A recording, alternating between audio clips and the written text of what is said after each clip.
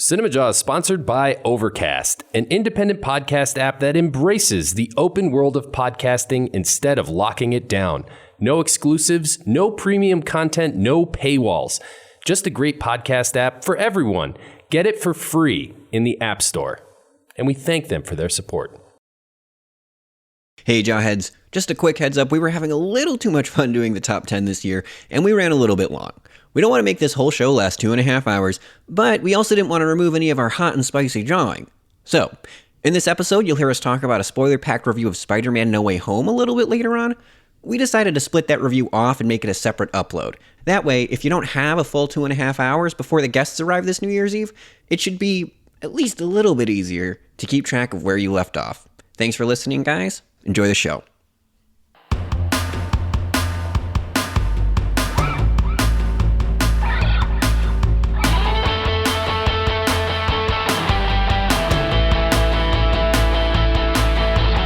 You're listening to Cinemajaw, the greatest movies podcast ever, recorded on location from our respective homes in Chicago. My name is Matt Kay, and with me is Rye the Movie Guy. And this week on Cinemajaw, Matt, we celebrate the year in film with our top 10 of 2021. This is a momentous occasion. This is the one. You know, I saw on Twitter people like actually look forward to this episode.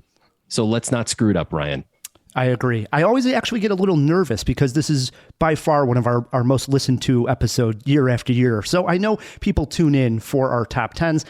And to be honest, I myself more or less consider tonight the end of my movie watching year. I know there's critic groups and people cram to get ready to vote for certain things. For me, I cram to get ready for this occasion.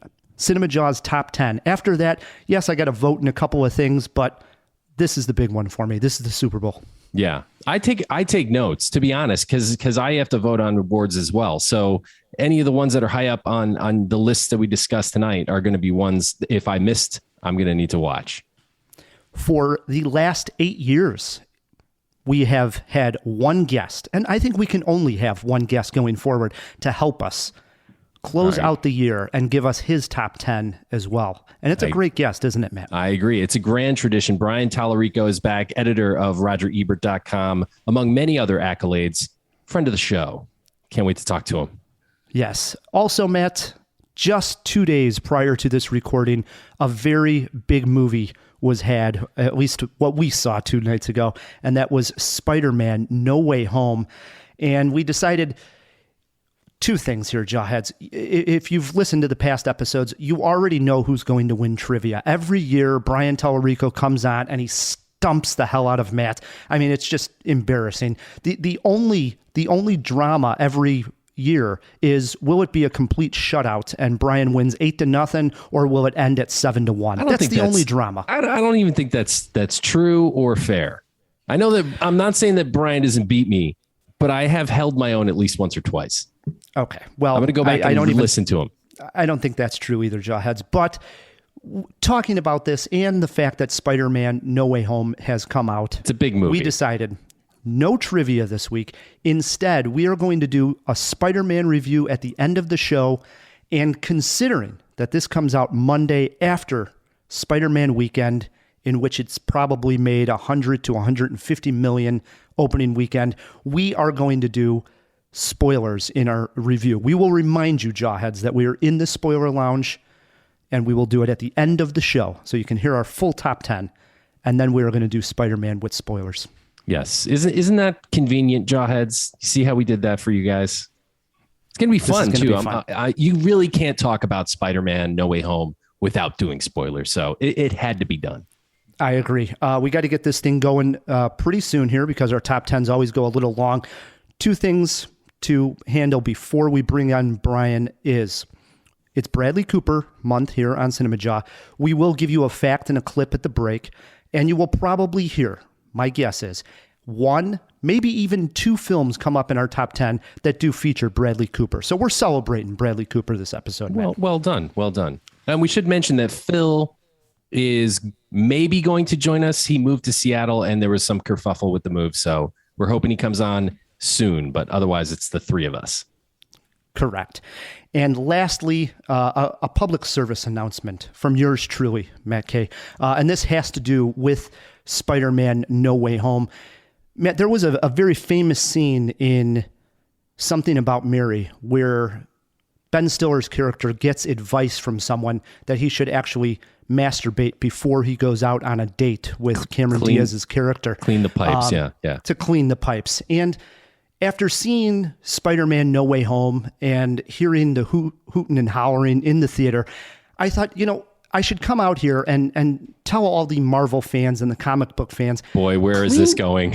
clean the pipes before you go see this movie theater.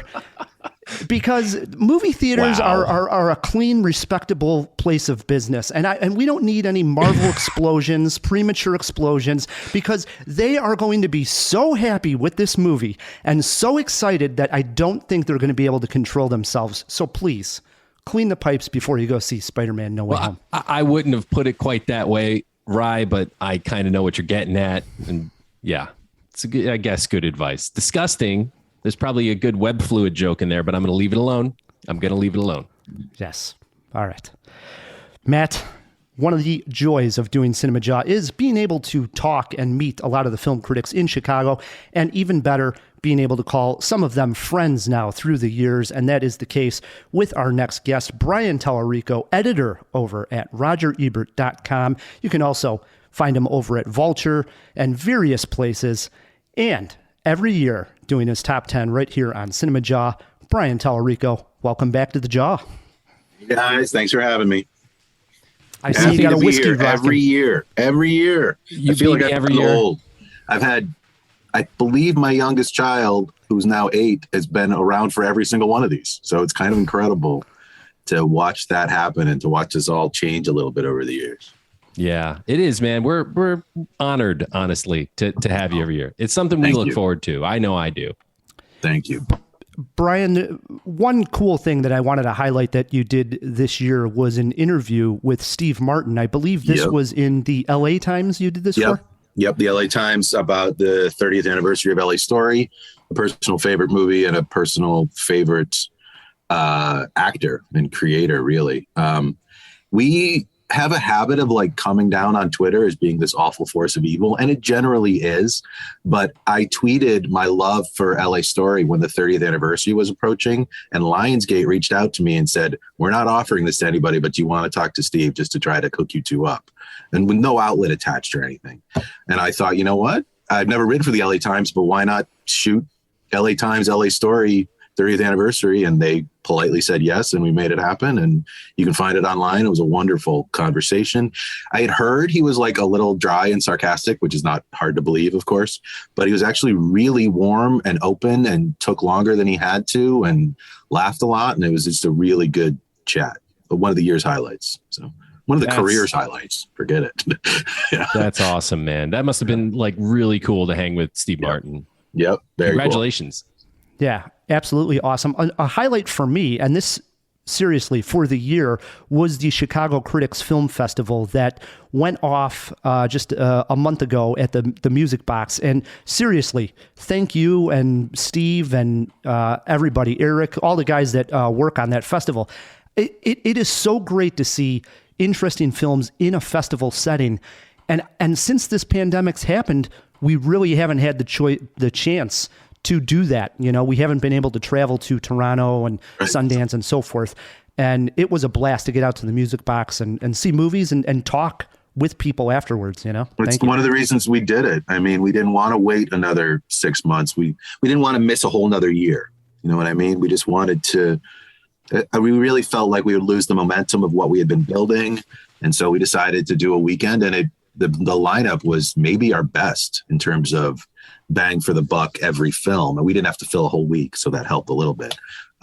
Just having to program 13 movies, and we programmed 13 no filler, no nonsense, really solid movies. I'm 99% sure we got some Oscar nominees in there. So we got some movies that you would have seen for the first time at our festival that would become some of the most acclaimed of the year. So And I'm sure we're going to be talking on about the list. Yeah. I was going to say, I got we're going a to talk couple. about some of these. So Yeah. good stuff. And for the listeners who have not checked out your reviews, where should we send them online to read everything Brian Tallerico? I know, believe it or not, I do own BrianTallerico.com, but if you go there, it's going to be like 5-year-old material because I never update it. I know I need to create like a portal like that. So the best portals are probably still the aggregators like Metacritic or Rotten Tomatoes. If you look at my name, you'll find most of what I do. But my most active outlet, like 5 or 6 pieces a week and all the editing, is RogerEbert.com. And then you can usually find a piece by me at least one a week at Vulture in the playlist. So Do it, and then everybody. I do stuff here and there. We'll throw some he's handy always- links in the show notes as well. Sure. Yeah. He's active on Twitter all the time, Oh, yeah. too. So That's follow him actually there. the best way. I shamelessly self-promote on Twitter. So Brian_Tallerico, BRIAN_TALLERICO. One of the things I love that you do on Twitter is you quote tweet various people, whatever they might be. They'll say something like, I'm just giving a complete random here, but like best actresses of the 1980s. Somebody will say that, and then you'll quote tweet it, and you'll have your list, and then it gets other people to comment. So it's a nice film discussion going on Twitter. Yeah, there's a lot of that on Twitter, what they call them prompt tweets. And I give in, but I find prompt tweets like a nice little diversion while you're having lunch or something, just like something off the top of your head. I do think it can get, there are some accounts that are just like built on that. That's all they do. So it can get a little overwhelming. So I try not to overdo that because like you said, you just want to create conversation. You don't just want list after list after list all day. So Yeah. It's good stuff, though. yeah. Speaking of lists, I know. And speaking of good stuff, we are celebrating the year in film with our top 10 lists. It's always exciting. I wrote down, I put it here, 24 films off my head that I thought could make my top 10. And then from there, I narrowed it down to 10. I think that's the sign of a pretty good year if I wrote down 24 films that I thought were possibly top 10 material. So How many do you think you saw? What's a year like for you? How many movies? Yeah. On my Letterboxd, I'm approaching 200, of which I'd say about 150 were of this year. So you've considered 1 out of 6 good enough to be mentioned at the end of the year. 25 out of 150. That's not bad. That is. Pretty good. That's pretty good. I think it was a fine year for movies. So It was a weird year. I felt like largely because the blockbusters we saw were delayed from the year before, like F9 and No Time to Die and all that stuff was kind of made before. I feel like there was kind of a blockbuster dearth. Like all the blockbusters we got were, except for Dune, really. I feel like most of the blockbusters were like, oh yeah, I feel like I saw that a year and a half ago. like there wasn't really until Spider-Man, which what everyone's got their hopes bet on. Didn't like every blockbuster feel like familiar? Like, oh, we're just getting that out of the way. Like I saw that preview in late 2019. Let's get that done. Like there felt like an obligation sense to blockbusters. So it was kind of a weird year for Hollywood, especially with like the Warner stuff. But I feel like on the indie circuit and the foreign circuit, it was a very strong year. So that's where I need to take my notes. So yeah. All right. Well, Brian, you have the honor of getting us started this year with your number 10 pick of 2021.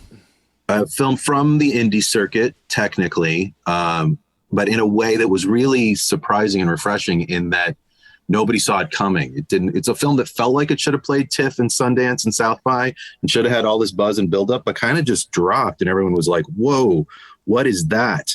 And that movie is Pig, a phenomenal Nicolas Cage drama that was billed as like John Wick, but with a pig and not a dog, and that was wrong. I mean, yes, it is kind of technically about a man who loses a creature close to it, but it's not an action movie by any stretch of the imagination. It is really a drama. There's a line in it that has stuck with me for so long since I saw it. There's this scene in a restaurant, an amazing centerpiece scene in a restaurant where he goes and sees an old colleague who barely recognizes him. And the colleague is kind of sold out and isn't doing what he used to do. And Nicolas Cage, in the middle of this just destruction of this man who has no personality left anymore, says, "We don't get a lot in this life to care about." And I think that is such a good line and an important line for the times we're in, that it's just, that's kind of when I really fell for the movie. It's about that. It's about how we don't get a lot in this life to care about, and you have to remember and hold on to the things you do care about. And it features one of Nicolas Cage's absolute best performances, and he's so good. He's getting a lot of attention, but I'd also like to say Alex Wolff and Adam Arkin are phenomenal in this movie. Should be both in the supporting actor conversation as well. So I already rambled, but I love Pig. I love Pig too. I love Pig Was too. reviewed here on the show very highly. That was from early on. When did that come out exactly? It's like that July. July. Okay. Feels longer ago than it was, but wasn't that bad. That's because a month takes a year these days. Exactly. Yeah. All right, that brings it up to my number 10. I found this to be a difficult year in film. Like I didn't have my Nomad Land this year. You know, no film really tore my heart out like that. But at number 10, this is a filmmaker I'm always excited for. Always. He maybe didn't make his best movie this year. I saw it at the Chicago Critics Film Festival, but I loved it nonetheless. I'm going with Red Rocket at number 10 from Sean Baker. Awesome. Yeah. I'm glad this is on your 10. It just missed for me, so I'm glad to see this is getting talked about. I mean, listen, anything Sean Baker, I'm there for that. He continues to explore this sex work theme that has been carrying on through his films, and it's interesting because nobody talks about this stuff, and he kind of doesn't shy away from it. It's warts and all, and it's pretty scintillating at moments. This movie is hilarious, it's colorful, and there's one shot in particular where you just see Simon Rex riding a bicycle through the frame, and the frame doesn't move. It's just like this beat up Texas gas station, but it's such a great shot. I mean, it could have been a painting in a museum. It's that good. Fantastic movie.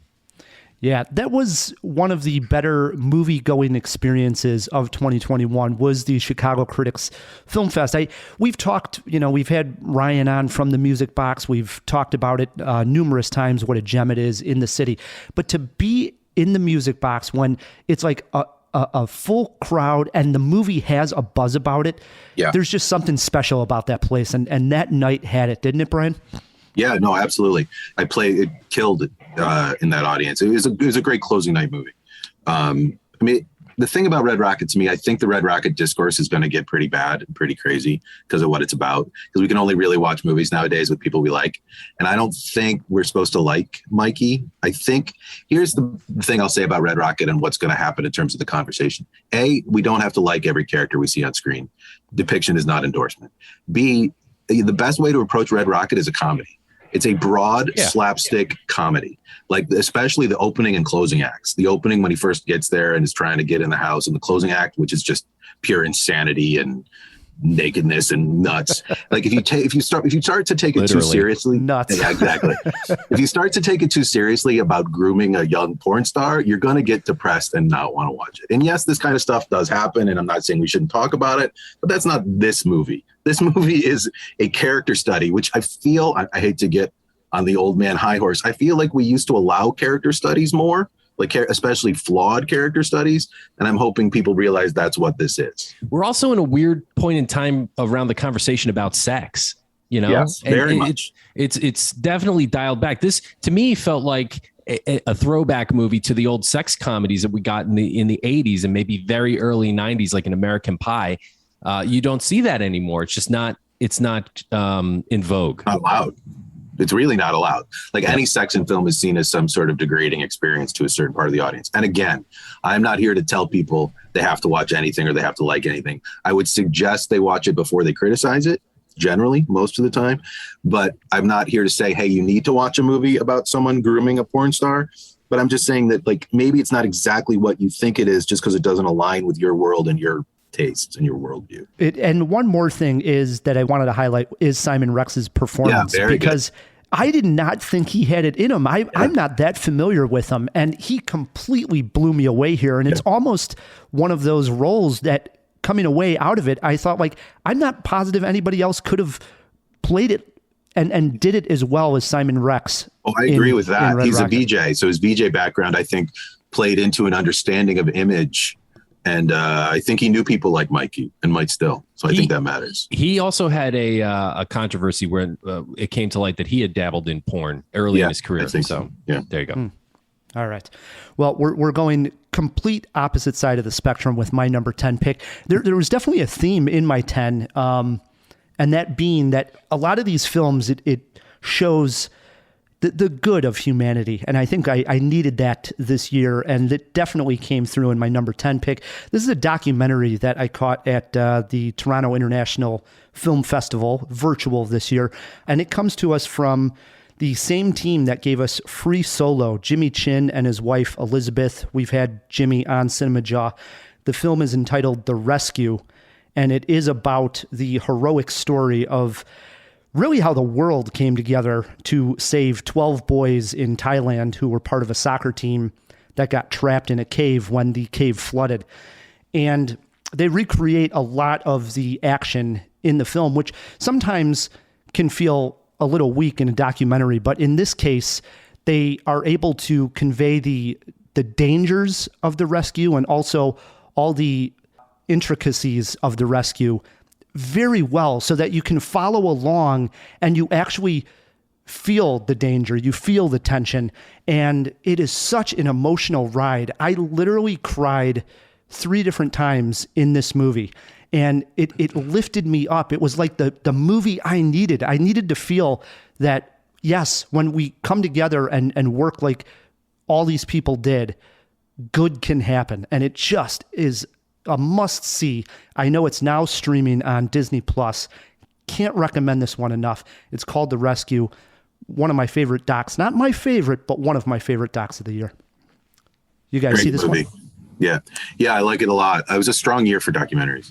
I only have one other higher spoiler, and it's not in my top 10, but I do like it. And I had a couple right outside my top 10. We'll probably discuss those later, but it was a strong year for nonfiction films for sure. And I like The Rescue. I agree. It's very moving. It's impossible not to be moved by it.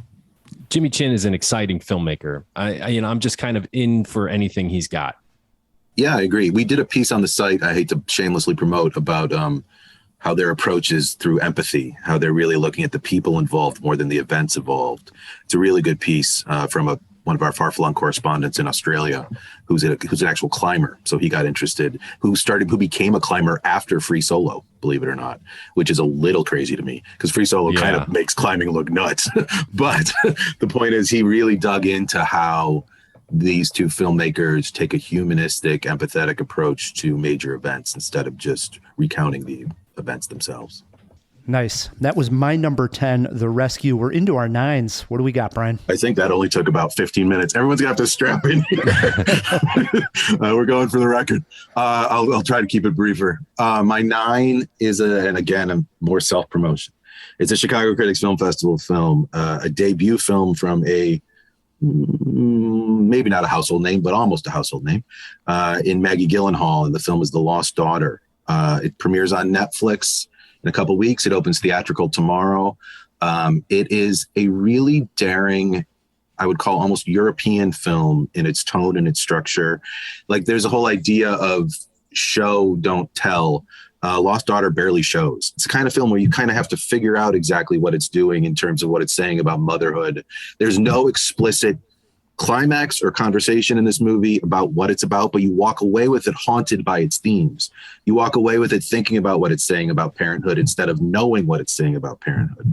It's too rare to have films these days. We too rarely have films these days that provoke conversation instead of tell us what they're about. And The Lost Daughter very much does that. And it is gorgeous. And Olivia Colman and Jessie Buckley and Ed Harris and Dakota Johnson are all just ludicrously great in it. It might be the best overall ensemble of the year for me. So I saw this at the festival. This was opening night at the Chicago Critics Film Festival. I do want to highlight the combination here. Olivia Colman and Jessie Buckley play the same character. Jessie Buckley plays Olivia Colman's character in the flashback scenes.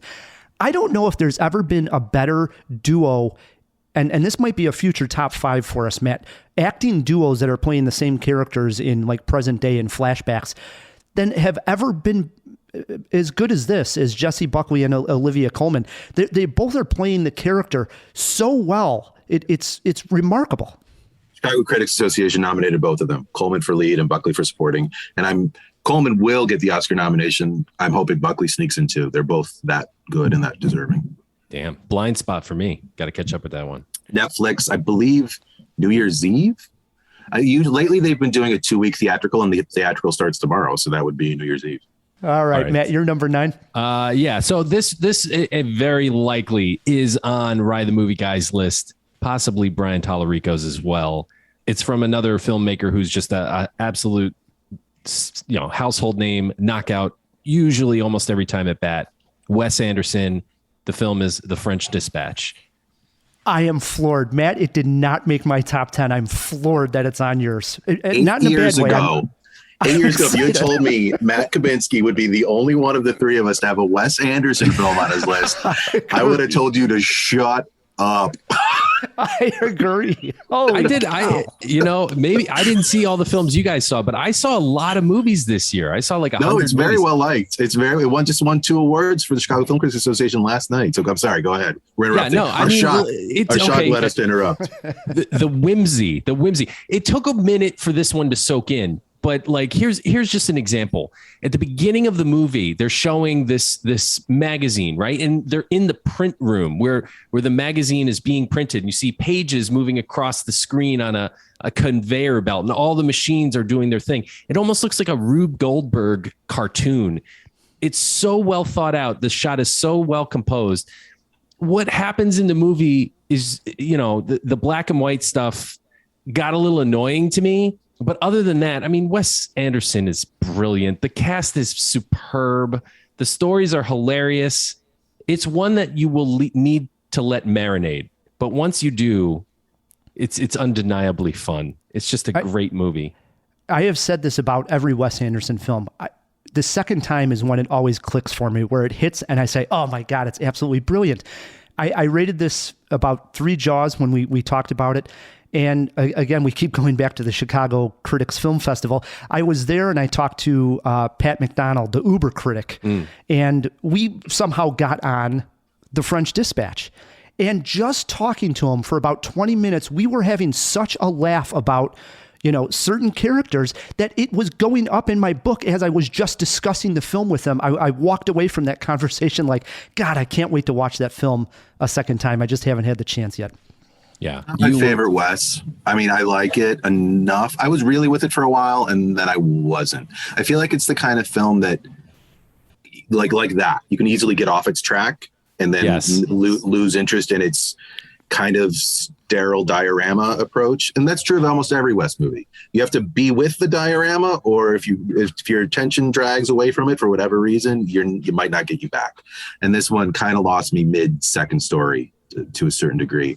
I don't dislike it. Like, I do dislike some Wes's, and I don't dislike this one. And I agree, it's not a great movie during screener season where I'm watching 4 movies a day, because like it's got a unique tone and a unique pace to it, and then I'm cramming all this stuff in. So I do want to see it again, but it's not my favorite.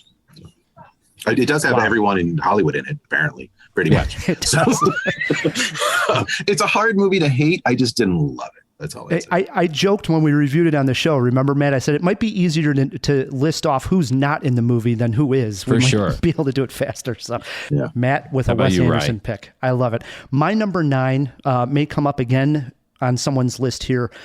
Came out earlier in the year. Stars Dev Patel, directed by David Lowery. I'm going with The Green Knight at number 9. And this is based, I should say adapted from a 14th century poem. And it's a story about bravery, about honor, and also it's about how one views their own legacy.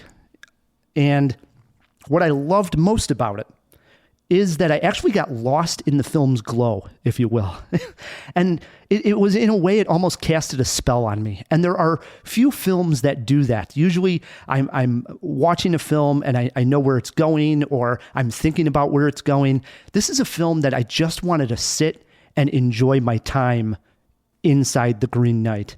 You got to have patience with this one. If you haven't seen it, Jawheads, make sure you're ready for a kind of slower experience. Get comfy, and like I say, have fun getting lost in its fog, because I think this is just an absolutely beautiful film to look at. If you have a 4K player, get it on 4K, treat yourself. It's absolutely gorgeous, and one of my favorite films of the year for sure. Did you see this one, Brian? Yeah, I was lucky enough to see it the same day as Pig, believe it or not, back to back. Because the press screening for Green Knight and the press screening for Suicide Squad had like 4 hours in between them, and I hadn't seen Pig, so I just paid to see it. So that was a high quality double feature day.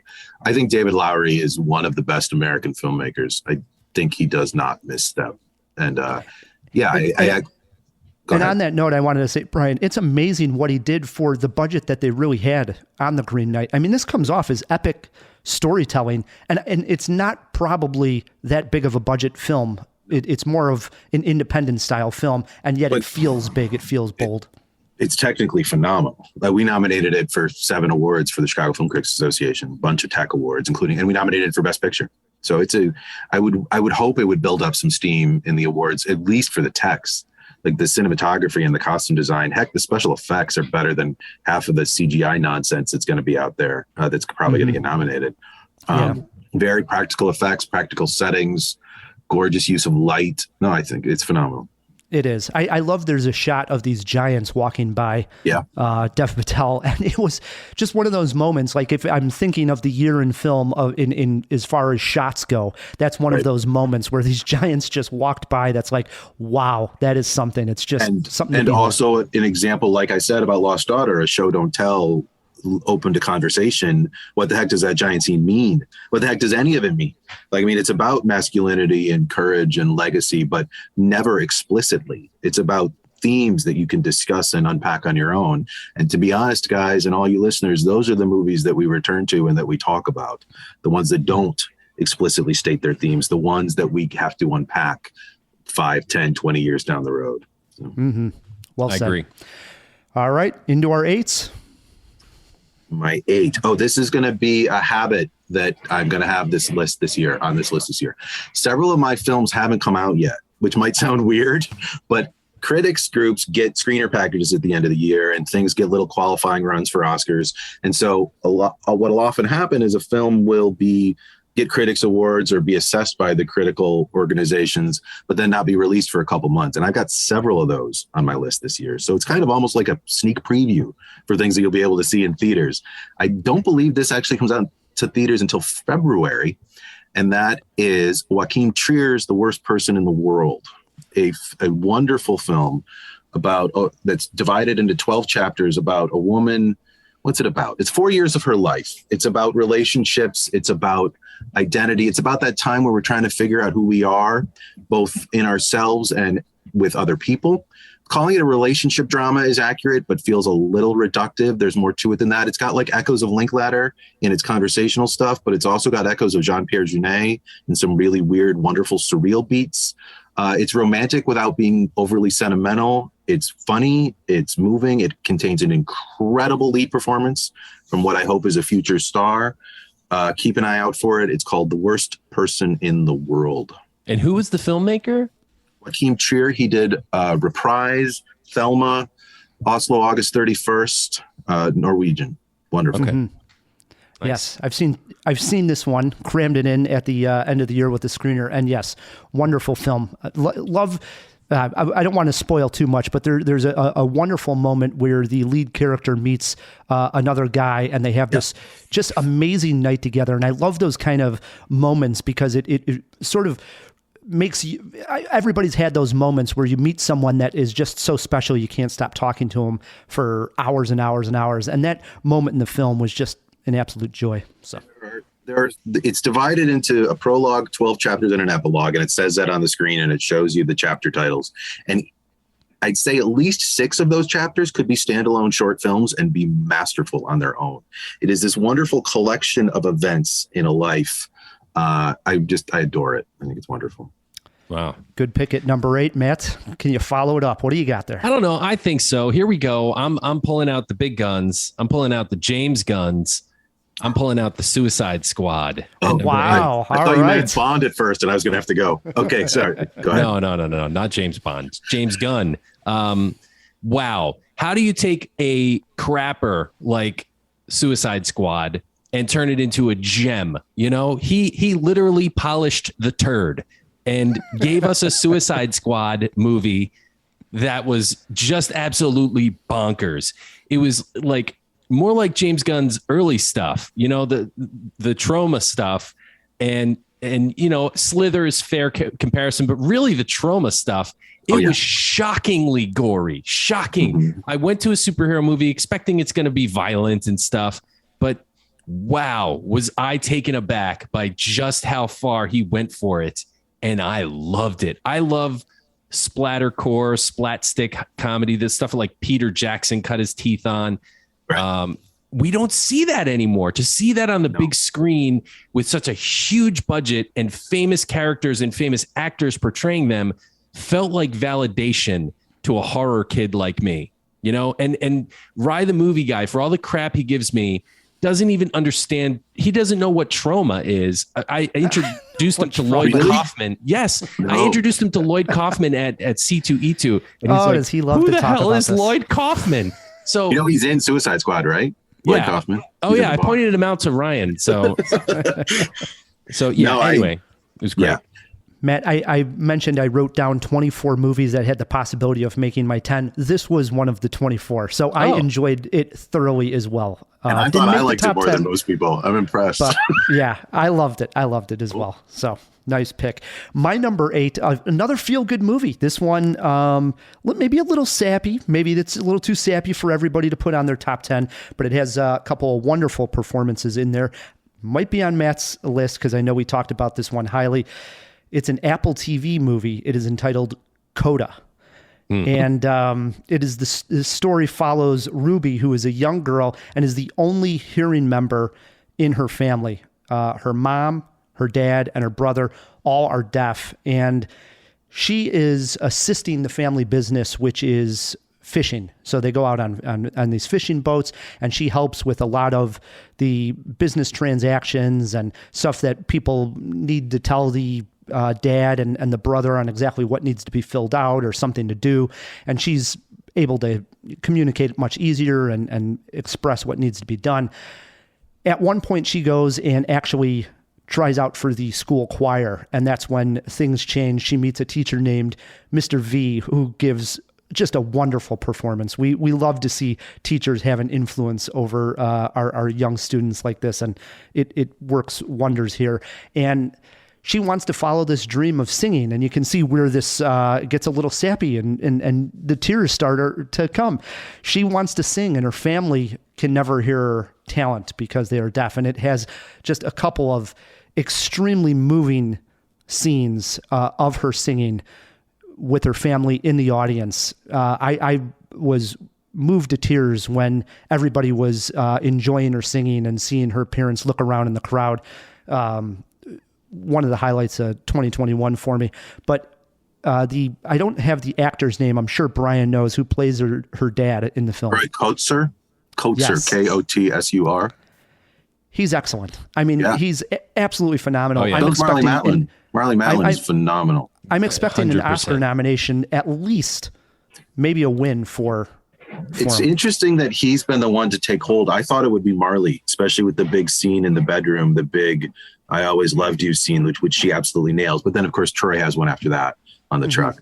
But I thought, given Marley's status as a winner, that she would kind of take hold. But Troy has really been the one. It's been an interesting film to watch because it came out, it played at Sundance, and it won the Audience Award, and people loved it. It's my wife's favorite film of the year. I feel like I need to get that on the record. She adored it and was very moved by it. And so it did well there. And then Apple paid a fortune for it and dropped it on their service in like early August, which is like the worst possible timing for a movie like this. It felt like it kind of died on the vine, like no one was paying any attention to it, but it started to really bubble up lately. Like I think AFI put it on their top 10. Like you said, Kotzer's gotten a couple nominations. I could easily see like the Producers Guild getting behind it. I could see it making that 10 at the Academy and being one of those movies. Not like that's super important, but it's one of those audience films that hasn't gone away. Like it's really stuck with people, even though Apple nearly buried it. So, yeah. Well, that was my number 8, Coda. Might come up again on Matt's list. It might come up again, yeah. Yeah, it might. Into our 7s we go, Brian. I'm going to get dorky again and talk about another foreign film that's not out yet. So it's a film that played, I believe, at Berlin for the first time last year from a French filmmaker whose last film was widely adored. Her last film was Portrait of a Lady on Fire. Her new film is called Petite Maman. It's from Neon. It is the story of a little girl whose mother is not doing very well. And she's at a cottage in the woods, and she takes a path through the woods, and she finds another cottage where she meets a little girl who seems a little familiar. And that's all I'll say. It's a beautiful, moving little fable. It's 72 minutes, and God bless short films. Like I felt like everything this year, especially during screener season, was like 141 minutes long. You can watch Petite Maman twice in the running time of the new Spider-Man movie. So there's something to this wonderful, precise little fable, this beautiful little story that doesn't strike a false beat and really sticks with you in terms of it's a kind of about how children face the world of loss and reality and realizing their parents were kids too.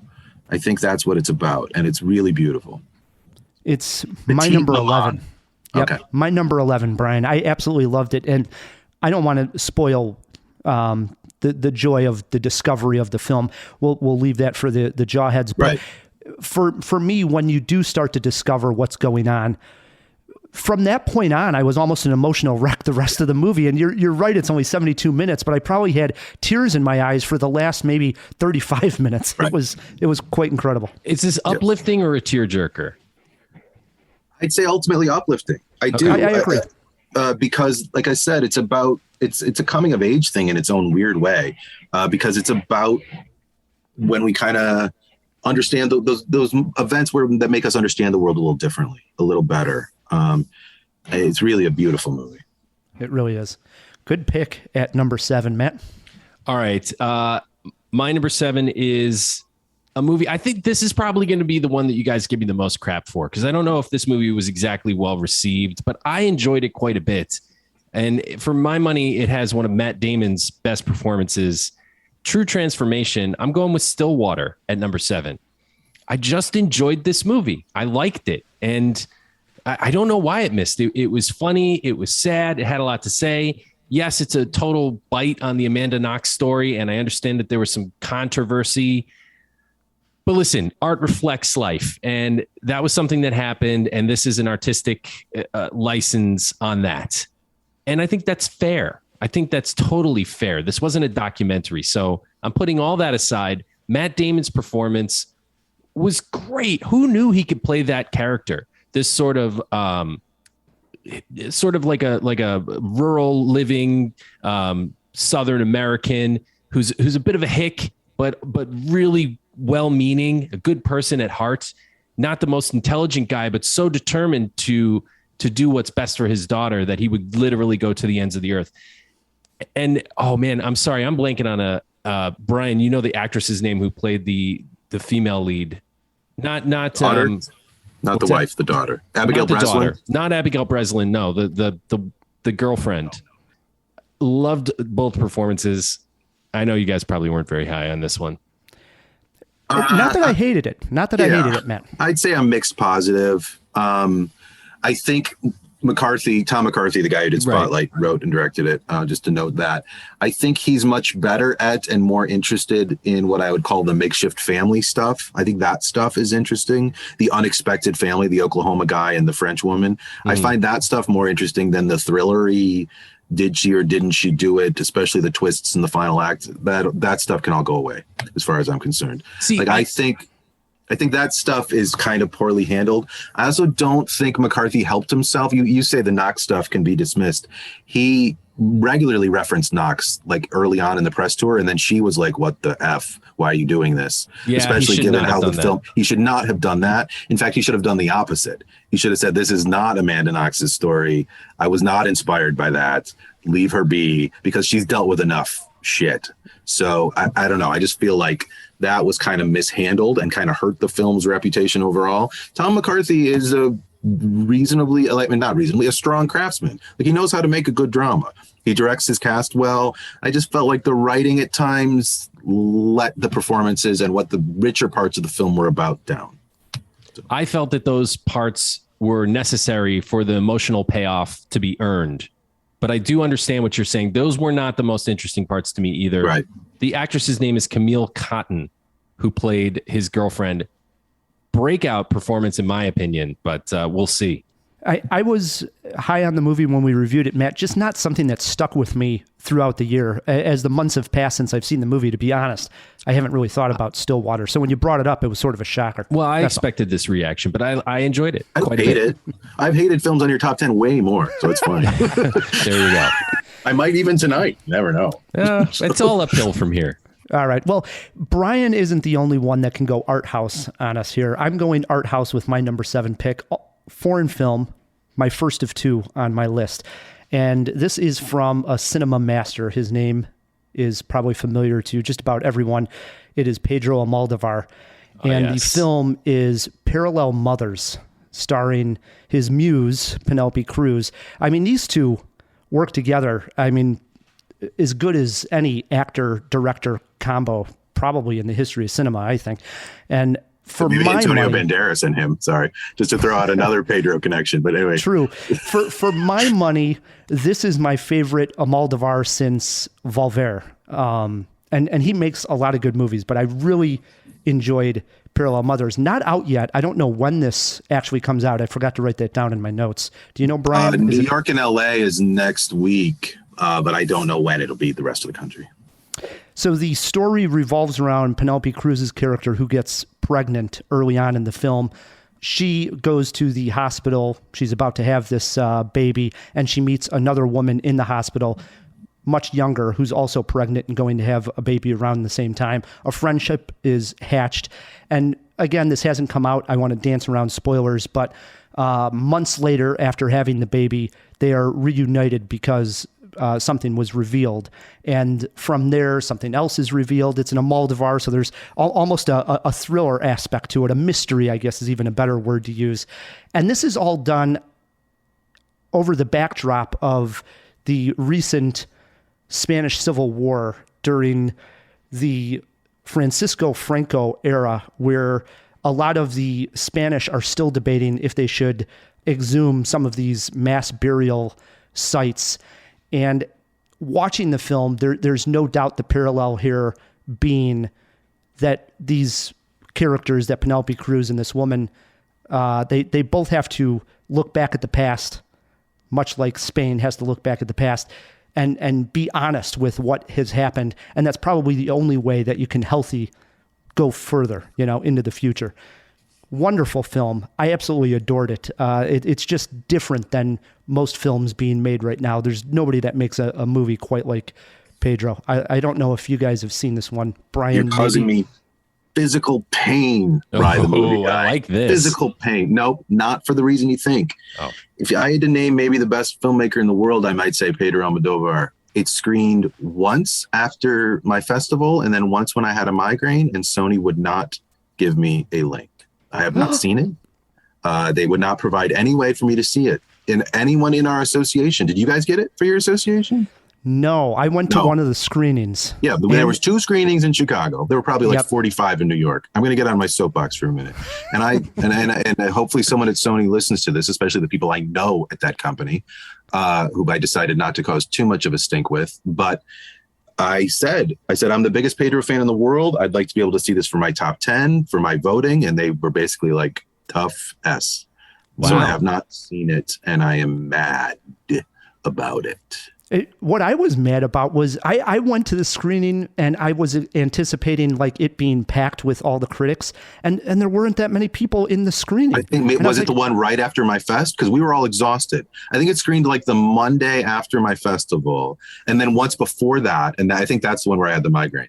So I was like, I had a migraine option 1, and then option 2, I just couldn't do it. I couldn't drag myself there. And again, I know I hate to sound like overly privileged and stuff, but when you're doing a lot of things, especially this time of year, you would think the studios would make things accessible, especially when you have a track record of thinking their filmmaker is like walks on water.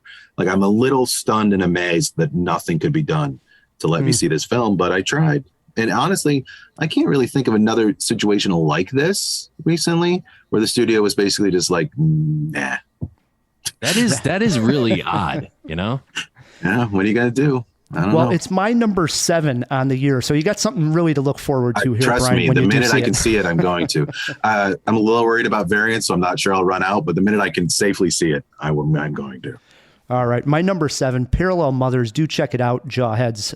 We're into our 6s. What do we got, Brian? Film I saw way back at Sundance. I think we all have you just had a Sundance film on your list right before this. I think Sundance was kind of strong this year. It's a documentary and a foreign film and an animated film. It's a film called Flee from Neon, and it's a film about, what's it about? It's about connections, in that it's a filmmaker who decided to hear the life story of one of his friends. And instead of just telling that story, a story about refugees and about definitions of home and connection and identity, instead of just telling it in a traditional documentary form, he decided to turn it into an animated film, which in my opinion is not only groundbreaking in terms of form, it allows a poetic storytelling approach to a true story that brings us in as viewers. In other words, it accesses multiple parts of our brain. We have a certain part of our brain that watches a true story. We have a certain part of our brain that watches a narrative story. And we have a certain part of our brain that watches an animated film. This one kind of intertwines them all in such a weird, mesmerizing way that by the end, I was, especially in one certain scene in the last section, I was so deeply moved by this story. I became so involved in this true story in a way that I wouldn't in a talking head documentary or a chronological recounting of events. It transcended traditional documentary, fictional, and animated storytelling. It is a masterful film. It is telling that it's my number 6 is how good I think the rest of the year was. It's very, very good. Seek it out if you can. It's in limited release now, might be on demand or relatively soon. Neon is good about dropping stuff on like Hulu randomly. That's where Pig can be found, actually. So keep an eye out for it. It might be out there. I did catch this one. Played at the Toronto Fest virtually, and I caught it there and couldn't agree more. Love this movie. And a lot of times you hear some of the troubles that people have just being born where they're born, but to actually see it play out this way, and you're right, probably make an excellent point of watching it in animated form, being a documentary. It does something, and it moved me. Another film that just moved me to tears. I was just shook. Was this in the Neon Book 5 that came out? Yeah, okay. Go watch it. Cool. I'm going to. Yeah. There's a scene in a club. So is The Worst Person in the World. So is The Worst Person in the World, man. Yeah. Oh, okay. Neon had 5, those spoilers. Neon had half of my top 10 and several in my top 20. So go grab that book 5, the year 5 book, and go nuts. So, yeah, because Pig's in there too. I've already mentioned 3 Neon films in the first 5 films I've mentioned. Absolutely. Hell Matt, of a your number year. 6? My number 6 is the movie I'm saying is, well, this might be kind of strong, but another one that I really loved. I think you guys are going to give me a little crap. The funniest movie of 2021. For me, it's not as good as a Palm Springs because that was way higher on my list, but it felt a bit like this year's Palm Springs, a bit. Barb and Star go to Vista Del Mar. Well done, Matthew. You are bringing the heat, buddy. Well done. This deserves to be talked about. I just think, wow, this movie came out of left field. Nobody asked for this movie. Nobody was expecting this movie. It's about a couple of middle-aged women from a small town in the Midwest who go on their first adventure, and Kristen Wiig and Annie Mumolo, is that how you say her name? Mumolo, I believe. Mumolo.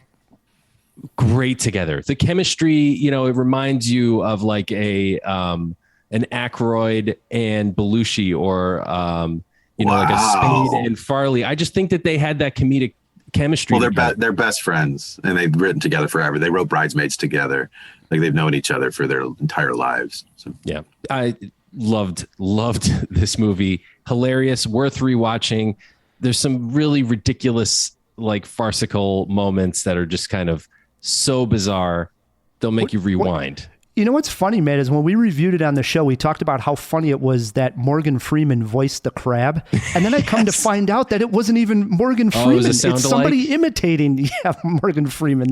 It's an inspired choice, Matt. It's an inspired choice. Here's the thing, like Matt's left field choices used to be like Thor, the Dark World. Now the left field choices are at least like really interesting, unique indie comedies often. So I appreciate it. So there you go. Work.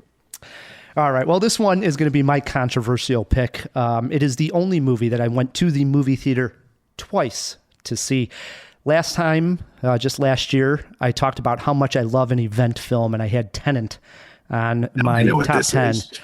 And at number 6, God, did I love this experience, and it is Denis Villeneuve's Dune, my number 6 pick. And put it this way. When I came out of the original press screening and it was at the Icon, I got in that elevator afterwards and there were a couple of critics in there and I said to them, I feel like I just experienced a rock concert more than I did a movie. And I almost have never had that feeling. And I hope you get what I'm talking about. You feel a certain way when you've come out of seeing something very exciting and loud and in your face. That's how bold and big Dune felt on the big screen in the theater, and that damn score by Hans Zimmer was just literally incredible. It was worth the price of admission alone. To just sit there and listen to the score in the theater was incredible. But it reminded you how big in scope a movie could be and how exciting it can be when it's done on that grand of scale. And we haven't seen that in a long time. I think we're getting so used to big being superhero films that seeing something like Dune reminded me of how exciting big, bold filmmaking can be. My knock against it, and we talked about it when we reviewed it, Matt, was that it unfortunately is handicapped by where it's going to end. It's too big of a story to have a very good conclusion for chapter 1, and it does hinder the experience. It just sort of putters out at the end. It doesn't have that climax like Lord of the Rings. There's no the battle Bell Rock. at the end. Yeah. There's no big moment, and then, hey, I felt like that was a good conclusion. I need more than Zendaya finally saying a line in the movie to be the end, and that was the one knock against it, but I enjoyed the hell out of seeing Dune in the theater. That's a big enough knock for me. Like, it's the kind of thing that I'm curious to go back and revisit once the story's actually continued. But I think really my difference with you on it comes down to that it's half a film. I do appreciate what it's doing. A third, perhaps. A third of a film, yeah. I don't have much flaw with it other than it's not really satisfying in the end. And but what's funny about it is I'm not usually like an end guy. I'm not one of those guys who goes like, oh, the movie fell apart because of its ending or worked because of its ending. I kind of hate that. A movie is more than just its ending. I like it. I mean, I really shouldn't get on a soapbox about this one. I think it's fine. What I'm trying to get at is I'm really curious to see how it plays once we can see the whole saga. Well, I'm curious how many times you could watch Petite Maman in the runtime of Dune. 3, probably 3. Something like that. That was my number 6. Into our 5s we go. Brian, here we are, the heavy hitters. Brian, what do you got sitting at number 5? A film we have already mentioned, so that's always kind of fun. A film from, like, who I said might be one of the best American filmmakers, and that's The Green Knight. The Green Knight is a beautiful, wonderful story about masculinity and courage and things we've already discussed when you mentioned it, and I didn't give away that I like it even more than you. So I think he's just an incredibly fascinating filmmaker. He takes approaches to things that other people wouldn't take, which is what we want from our filmmakers. I think its use of practical effects and storytelling as a device, a thematic device, how we tell stories to ourselves and to others. I could talk about Green Knight for days.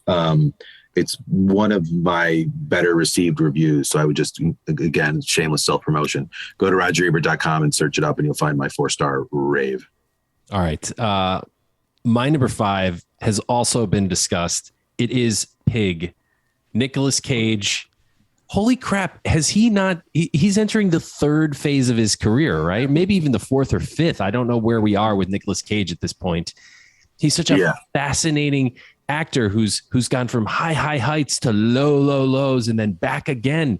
He's picking the weirdest, most amazing projects. Mandy was super high on my list if it wasn't number one the year that it came out.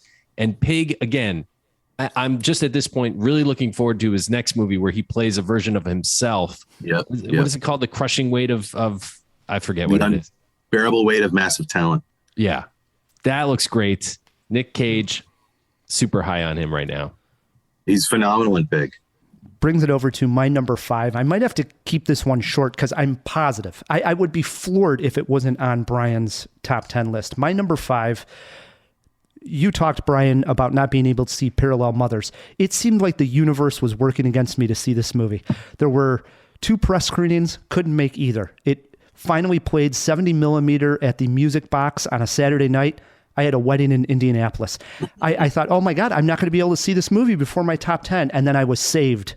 Unlike Brian with Parallel Mothers, I was saved by a screener link for Paul Thomas Anderson's latest, Licorice Pizza, my number 5. And the leads here, we'll start with them. Elena Haim from the group Haim, I should say Haim, and Cooper Hoffman, which is Philip Seymour Hoffman's son, play Elena and Gary in the film. And this movie literally had me smiling or laughing the entire runtime. And when I say the entire runtime, it's like a needle drop the way the movie starts. I mean, this movie goes and you're smiling because you're like, what is going on? It doesn't explain itself. You got to like pick up quick. Who is this Gary? Why is he talking to this girl? And it's just... That first scene is amazing. It's amazing. It's amazing, is right. And you're guessing and you're thinking it's going to explain itself, but it really doesn't. But you'll get it within about 10 minutes. But you just got to go along for the ride. And that phrase, go along for the ride, is what you do for the next 2 hours and 13 minutes, because they go from selling water beds to pinball machines to acting gigs. And it has 2 wonderful comedic performances by Sean Penn and Bradley Cooper. Our man of the month, Matt. Bradley Cooper having himself a month. Hysterical performance. For those Paul Thomas Anderson fans out there listening to this that are fans of the wonderful Alfred Molina scene in Boogie Nights, I think we finally have something from Paul Thomas Anderson that rivals that. It might be as good or better takes place in Licorice Pizza. It's that much of a joy. I loved this movie. That is a bold statement. Wow. Did I overstep, Brian? I don't think I overstepped. No, I think that's all accurate. I mean, I would just add, it's technically unbelievable the way it's put together, the way he kind of finds the magic hour of LA in every single shot. Like there's just this incredible, like low sunlight in all of it. And thematically, I think it is people are kind of writing it off as like a coming of age romantic comedy almost, but there is a lot going on in this movie thematically. I think it's in part about how we figure out who we are with other people. Both the lead characters kind of, they go on these hustles, like you said, about waterbeds and other things. And they kind of figure out she's growing up as much as he is. They're figuring out their own identities and who they are with each other. And then in a lot of senses, it's her figuring out the shallowness of men. There's certainly an arc of toxic masculinity in this story, and that all the men except for Cooper Hoffman use women as props. And there's the controversial Japanese restaurant aspect that is definitely a prop. There's Sean Penn, who sees her as a woman on the back of a motorcycle as a prop. There's an arc with a politician who uses her as a prop, and Cooper Hoffman's character does not. He's the only one who sees her. I said to someone, he's the only one who runs in the right direction. It's a movie with a ton of shots of running, and he's the only one running in the right direction. And I think it's really deep, interesting character study with phenomenal performances with people who look normal. I love that Alana and Cooper have acne, that his clothes don't fit well, that her teeth are a little crooked. Like they don't look like the 2 most beautiful people in the world. I don't know if anyone's going to get to Belfast. One of the things that drove me nuts about Belfast was his parents were like maybe the 2 most beautiful people on the face of the earth. And I realized that that's kind of the mystery of it all. But this is not that movie. This is a movie about people struggling and figuring things out with incredible filmmaking. I mean, there might be nobody better than Paul Thomas Anderson, at least in America right now. Which we can all segue this into the fact that this is my 4. So I'm doing my 4 right now. A really, really excellent movie. I think over time it may get higher than my 4. I watched it again on that link, so I was lucky enough to see it at the first press screening. So I've seen it twice in a relatively short period of time. I think the first hour is gangbusters, unbelievable, perfect #1 of the year filmmaking. I think it sags a little bit after that, like it kind of struggles to figure out what it's doing next, but never to the point that it's not my #4 movie of a very good year. But and I wonder if over time it will rise even higher. My number 5, Brian's number 4, Licorice Pizza, opens nationwide Christmas Day. So do check it out, John. Playing in New York and LA now. So yeah. Yes. Matt, your number 4. Yes. My number 4, best family film of the year. I'm just going to come right out and say that. An animated feature. Also, I think best animated feature of the year. A little schmaltzy, a little sappy, but the charm and the comedy more than make up for that. And just the sheer kinetic force of the style. It's got a punk rock vibe all the way through. It is Mitchell's versus the Machines. Loved it. Super high on it. Yes, it's not Paul Thomas Anderson, but hey, man, I loved it. I really did. I just enjoyed the movie. It's one of the ones I did watch twice. Right. I think almost within days, because I watched it and then I'm like, oh my God, I got to show this to my kids. So we spun it again. And I think maybe watched it a third time at like my parents' house. The kids loved it. And family movies are in short supply. Quality family movies are in short supply.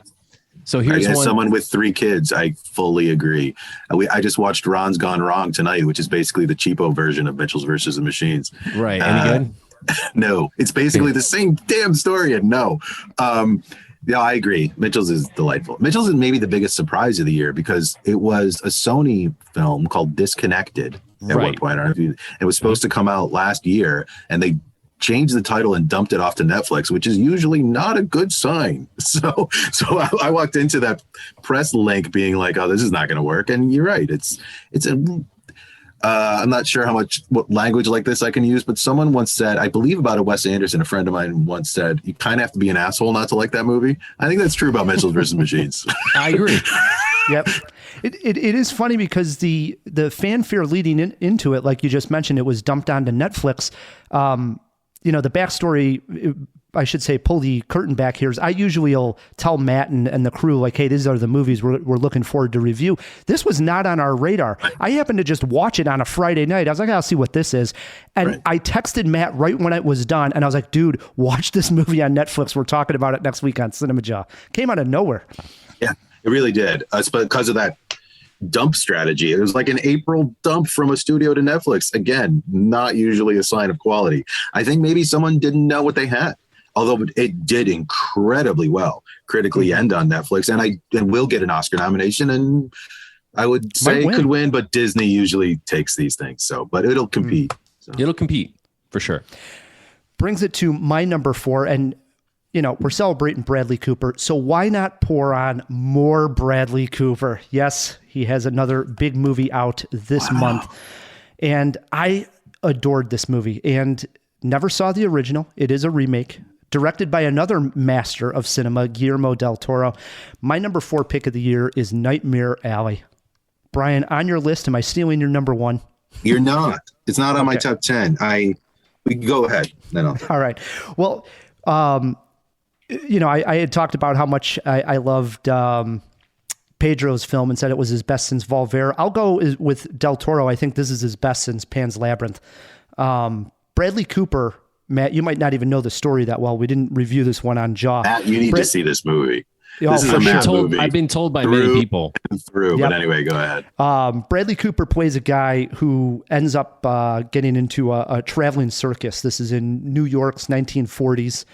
And he befriends clairvoyant and her husband, who is a mentalist. And these two are played by Toni Collette and Willem Dafoe. Excellent casting, excellent performances. Yes. Right? Well, David Strathairn is her husband, isn't he? And Dafoe is... Anyway, I'm a little confused on the relationship. Yes. It is a little confusing, but the point anyways is that Cooper ends up, Bradley Cooper's character ends up getting the talent of this mentalist, which is this book and how he can do these tricks that he's able to do, and he more or less learns the con, all of really, this more from than him. the talent. Right. Right up Matt's alley. Matt loves a con like you wouldn't believe. But And mentalism. Right, but Bradley Cooper's got this idea. He's not going to do this for the peanuts at the circus that people are going to. He's going to go back to New York City, and he's going to con the rich out of all kinds of money, pretending to be able to talk to people who have died and their past and all that good stuff. And so the movie is literally almost two films in one. That opening when he's in this circus, I could have hung out with that crowd for another hour and a half. It's just phenomenal filmmaking and world building and sets. Everything about it is done so extraordinarily well. That part's great. But then you go to New York, and that's more where the mystery, the thriller, and the noir sets in. And that's when he meets Cate Blanchett, who plays a psychiatrist who, and I should mention Rooney Mara's in this film, and I didn't hate her. I a lot of times go back and forth with Rooney Mara, but she's excellent here. And they decide to con bigger fish, if you will, Matt. I don't want to go any further on where it goes. We're pushing here. They sort of do. We're pushing the spoiler boundaries here. Right. I'm going to leave it right there. I'm going to stop there. Seek this one out. I had so much fun with this movie. Again, it's sort of a slow burn, but it's one of those just relaxing movies that I could just be involved in with all these characters for hours after it ended. I loved it that much. The craft is amazing. There's almost no one who does craft like Guillermo does. It's his eye, his art direction, his ability, his perfectionism. The performances are all great. I think Cooper is kind of controversial right now as to whether or not he's good. I think he's good. I think it's a very interesting performance. I think what Guillermo's doing, the original cast, Tyrone Power, who was a matinee movie star at the time. The original is phenomenal, by the way, Ryan. You need to see it. And I do think that influences appreciation of this film because so much of the story is the same. So knowing the story makes it play a little bit differently. Guillermo makes it a little darker and more brutal, of course, because the times allow it. But other than that, and leans into some aspects a little differently, and it's longer. I think the original is a masterpiece. I think the new one is good. I guess that's what I'd say. Very good. I do want to watch it again. Another film that I don't think benefits from the 4 movie a day screener season hype. So like you said, it's the kind of thing you need to marinate. I have very few problems with it. It just didn't make my top 10. There's nothing wrong with it, but I'm the kind of person who would say there's nothing wrong with almost any Guillermo del Toro movie. So I'm okay with it. I will say this, Crimson Peak is a much better film than you remember. And I'll throw that in for the Sense Pan's Labyrinth conversation. Watch that again. Right. I will also say this, Crimson Peak is a movie I've seen maybe 5 or 6 times, and I like it more every single time. And I have a feeling that happens with Nightmare Alley. So. I do want to see it a second time. I've only seen Crimson Peak one time, so. Oh, it's so good. All right. Hey, we're going to take a break right here, Jawheads. Still to come, our top 3 picks of 2021. Phil has joined the recording. He's going to give us his number 1 pick for Phil of 2021, plus a spoiler-filled review of Spider-Man No Way Home. Stick with us, Jawheads. I'd say right around the first Hangover films is when Bradley Cooper became a household name. But this week, we're going to take it back to the past with a very early entry in Cooper's career, when he played the bad guy, Sack, in 2005's Wedding Crasher. I was originally going to play a hilarious scene when Bradley tackles Vince Vaughn over and over again, but being mainly visual humor, we had to nix it for the show. Instead, here's a scene where Owen Wilson and Vince Vaughn poison Bradley Cooper the night before his wedding, and his painful interaction with his wife-to-be. So I'm president of the Environmental Defense League, and I pick up this little sea otter and wipe off the oil from the tanker spill. All right, you gotta step this up already. I'm gonna give you the damn eye drops. I don't want them, it's too hardcore. Do you want to be alone with her or not? Yes. Put a few of these things in his drink and he'll be going down on toilet seat for the next 24 hours. I don't want to do it. I can beat this guy. Let's be honorable for once. And the whiskers. And the oil's flapping. He's give me the eye drops. Thank you. Oh, no. Are you okay? Well, Claire, my head's buried in a toilet. What do you think? Why don't you do the math, okay? Honey, it's okay to be vulnerable sometimes. It's just me. Yeah, you could just cut that psychobabble bullshit that your mom tells you, okay? Right. Hey, you want to help me out? Do you? Do you, kid? Why don't you go get me a 7-Up, okay? All right, because I think I might get vulnerable.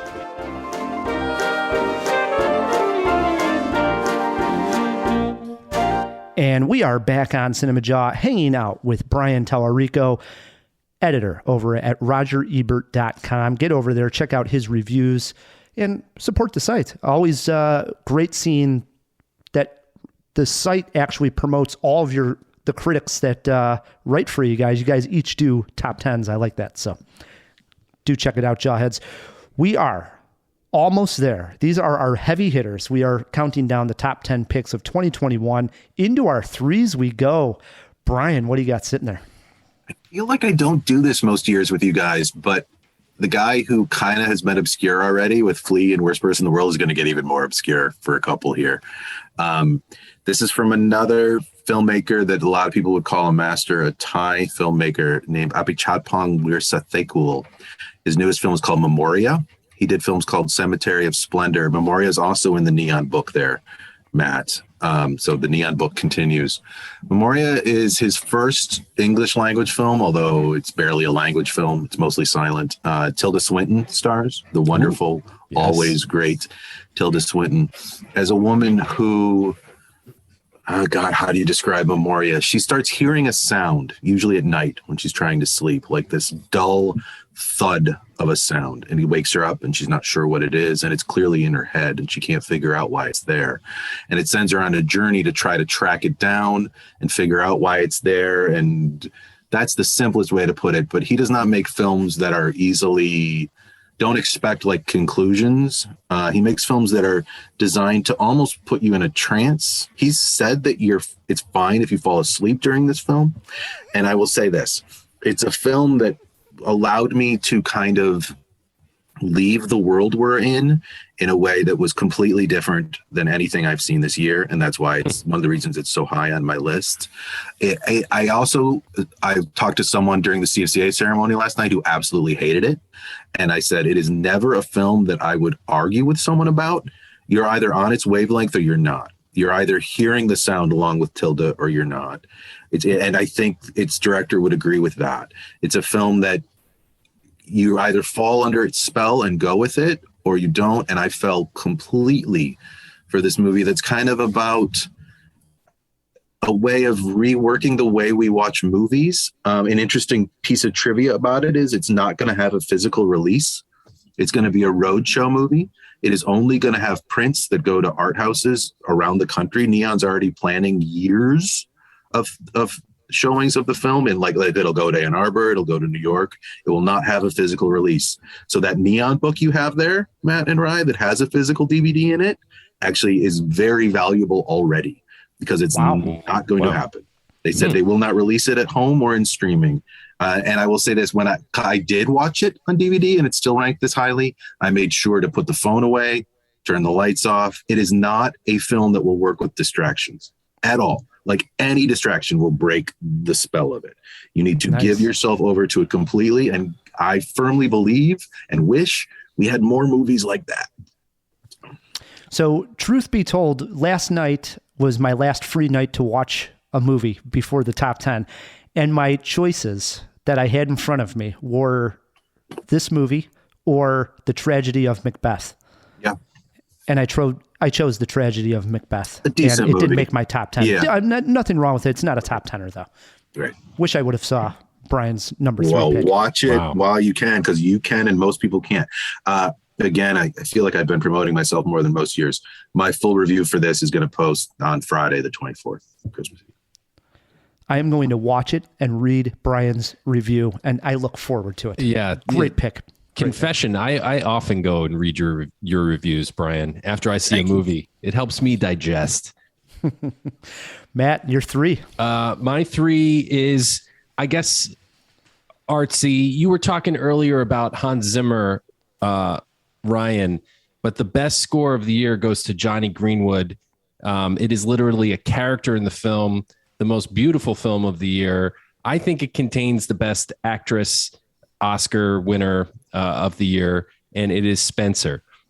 the movie opens with this aerial shot over this British, I don't know, what would you call it, a manor, and it's almost like you don't exactly know what you're looking at first, and then every frame that follows is just so like thought out, and the performance is really, and I got to tell you honestly, like this might have been higher on my list. This might have been my Nomadland this year, except that I'm not personally connected to the Princess Diana story. I know tons of people are, but for me, you know, the ugly American who's into like chainsaw movies and stuff. My princess is Princess Leia. Right. Yes. So, but this is the movie that made me interested in it. I went down the Wikipedia rabbit hole. I learned a whole bunch of stuff about her and her life after watching this movie. Kristen Stewart, fantastic. And a really transformative role. Like I didn't think she could pull this off, but she sure did. Oh. And I love Kristen Stewart. No, I'm I do team too. Kristen Stewart. I'm team Kristen Stewart as well. And Personal Shopper is a movie I return to a lot. But that's the best thing you've ever said. I still Personal didn't Shopper is a movie you return to a lot. I love Personal Shopper, but you see what I've done to this guy, yes, Brian? I did not expect that. I love Personal Shopper. It's great, and she's phenomenal in it. Phenomenal. She is. She's definitely one of the most underrated. I don't think she will be after Spencer. No. But yeah, I mean, that's all I have to say. That it's a fantastic movie. It's my number 3. I'm glad you brought up Johnny Greenwood's score, even though I think he can come up a second time, and I wouldn't be shocked, wouldn't be stunned. I doubt it'll happen, but I wouldn't be shocked if he's double nominated for Oscar for, I think, 2 of the best scores. I know he's in 3, but I think he did Licorice Pizza too. And the Licorice Pizza one is super underrated. It probably won't, but the fact is all 3 of them are great. Yeah. But for Spencer, it's 2 great performances is what I would say. And that's Kristen Stewart and Johnny Greenwood's score, because it doesn't work without that score. It doesn't work without the score. It's so pivotal in the movie to complement her performance. And it just does that. It's perfect. I got to revisit it with that in mind. I like it, but, and I love Stewart in general. And I don't have any issues with Spencer, but I did not respond to Greenwood's score as strongly as you 2 did. So I will revisit it with that in mind. All right. My number 3 is my second documentary on the list. I kicked this off with The Rescue, and my number 3 pick is my favorite doc of the year. Came out way early in the year. It is directed by none other than Questlove of The Roots. I am going with Summer of Soul as my number 3 pick of the year. Wow. And this is a music doc that centers on the 1969 Harlem Cultural Festival that went on for 6 weeks, really the weekends of the summer of 69. Same year as Woodstock, did not get the fanfare, but the festival was filmed for a television special. And it was going to air, but didn't air.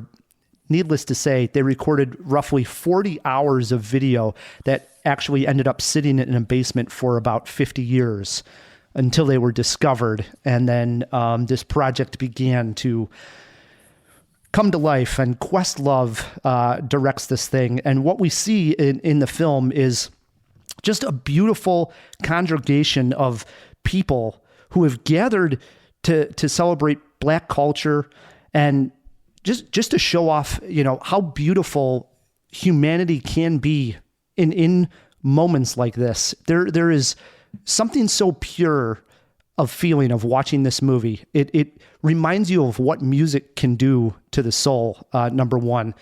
And this is without even saying it has some of the most remarkable concert footage to be shown in many, many years. I know we're on a roll in the last couple of years of getting great concert docs here. I know, Brian, you had last year, what was your number 1 or number 2 pick was the Talking Heads. American Utopia was in my top 10. Yes, American Utopia. So you had that on your list. And obviously there's Get Back to Peter Jackson with the Beatles. I mean, it seems like we're on a roll here. Seek out Summer of Soul. You are going to see performances by Stevie Wonder, Sly and the Family Stone, Nina Simone.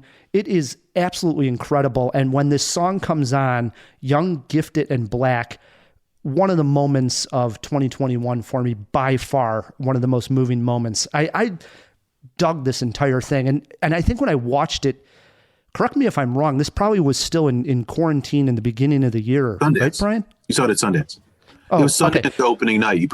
I saw Coda and that back to back, Sundance virtual. Wow. So it had this feeling of like I was still missing. I'm a guy that goes to Lollapalooza every year. Right. I was missing the feeling of going to a concert. So I think that had a lot to do with it too. I was in my screening room. I was watching this movie, and that you felt vibe like that you you were there. get.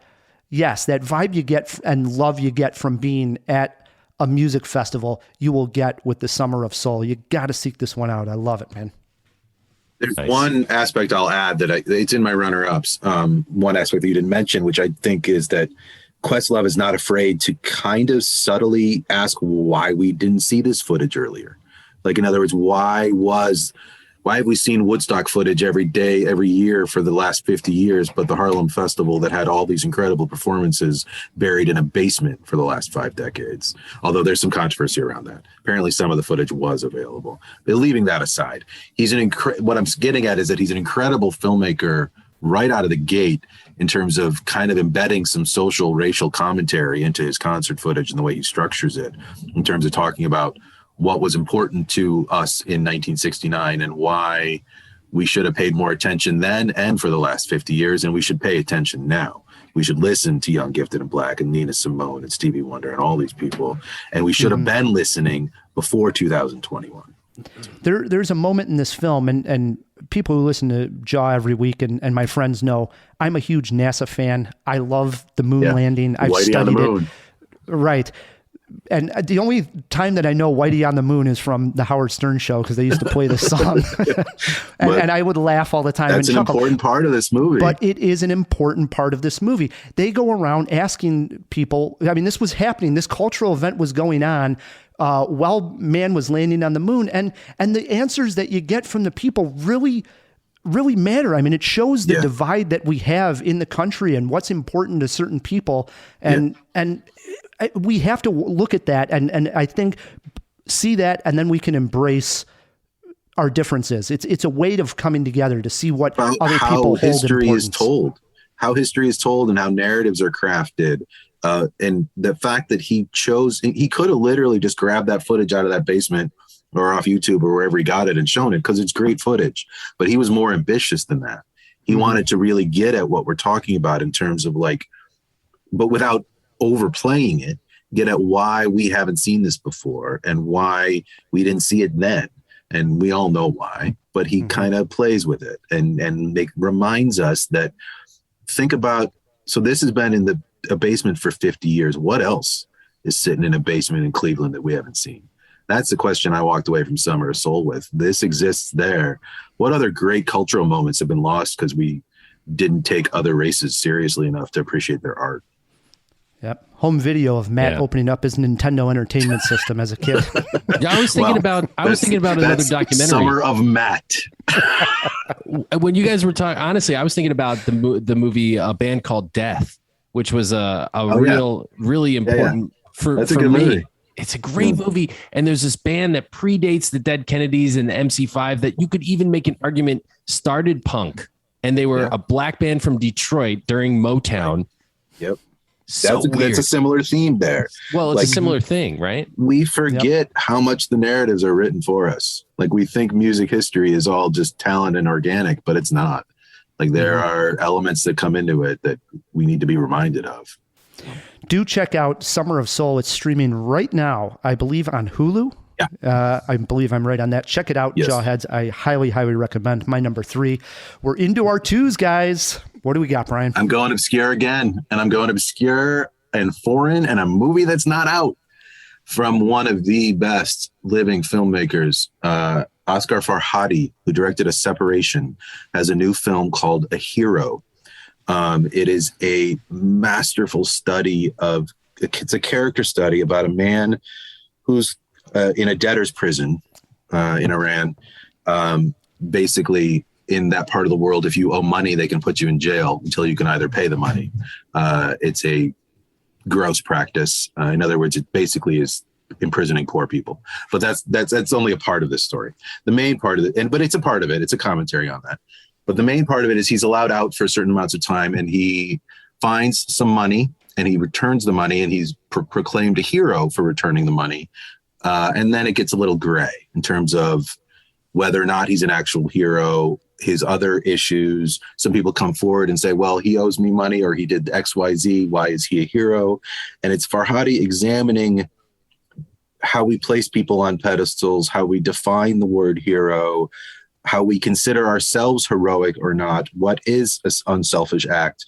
In other words, it is incredibly complex, character-driven drama, which is increasingly rare and should be valued more. And I hope tons of people see this movie, comparatively speaking, for a film like this. And it gets as much attention as A Separation, which was one of the most acclaimed films of the last decade, because it's nearly as good. Wow. That's got me excited. This is one I have not gotten to. I do have a Separation or The Past or About Ellie. Do you see any of his other films? I've seen both those. I've seen both See About Ellie, which is one of his earliest films, which is kind of his La Aventura. It's about a girl who disappears. About Ellie is an incredible movie. Seek that out, everybody. He does not go wrong. He's just an incredibly complicated, nuanced filmmaker in terms of the human condition, and those don't exist much anymore. Looking forward to it. A Hero, Brian's number 2. Wow. Matt? Well, speaking of nuance, character-driven, going with a film from an incredibly small studio called Sony.